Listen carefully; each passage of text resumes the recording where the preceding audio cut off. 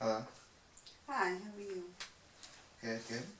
Can you start by telling who you are?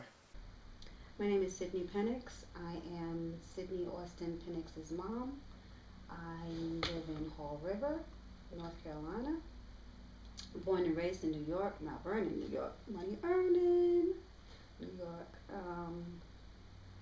And Sydney is my only child. All right. Today I have you talking about your father. So, at first, could you tell us who your father is? My father is Robert Lee Penix the first.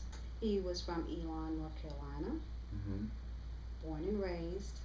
And what had him move up to New York? He wanted to actually have, he wanted his children and wife to have a better lifestyle of living than here. Wasn't so racial there opposed to here in the South. It was it was different. It was cool. It had its good times, bad times, strict times. Um, But it was all in all, it was really a good time, I guess. My dad was one of those that was from the old school. He actually believed in being the breadwinner. But my dad was funny because he really, I guess, from lifting those tanks all the time, he really did not know his own strength. And I say that because, you'd just be sitting down next to dad watching some TV, and all of a sudden he'll grab your knee and make like a pressure point thing. And he thought it was funny, but he was actually killing me. So it was funny, but I don't think he knew his own strength, but he was much stronger than he looked. Believe me that. When did your father pass away? My dad passed away 2007, August 19th. One of those manly mans. I don't even ever remembering my dad ever being sick outside of maybe a minor cold here or there. But he started telling my mom that he was having problems with his stomach. My mom took my dad to the doctor to find out what was going on with him. So that was probably after New Year's. So they went to the doctor, and unfortunately at that time they diagnosed him with having stomach cancer. From that point on, my dad went from a size or the weight of 230 to 50 pounds down to, he had to be no more than 100 and maybe 65 pounds. So he became real thin. Yes, he continually lost weight, no appetite, no strength.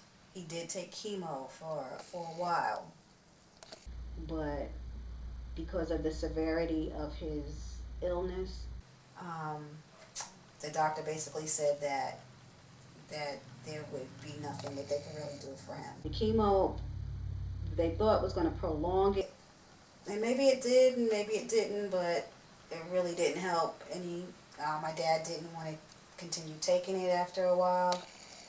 So because he didn't want to, my mom didn't force him. Where were you when you heard that your father was passing away? What were you doing? Like, had you...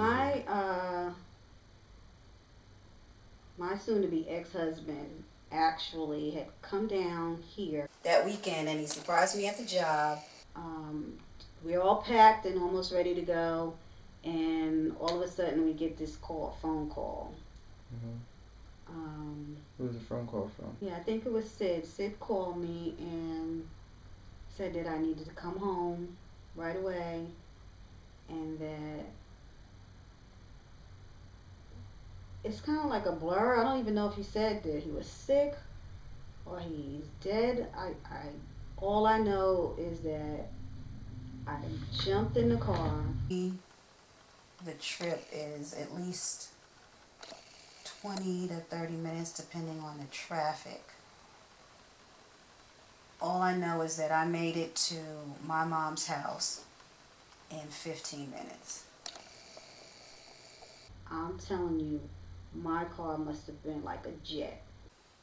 And when I got there,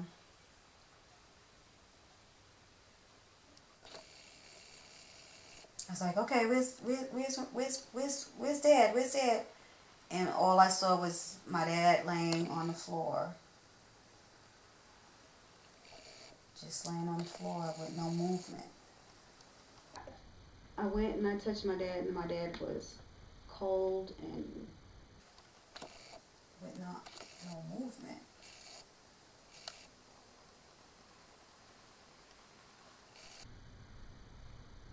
I can't really even explain the feeling that I felt at that time.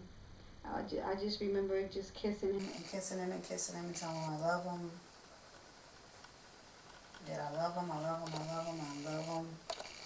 And kissing his forehead, kissing his cheeks, and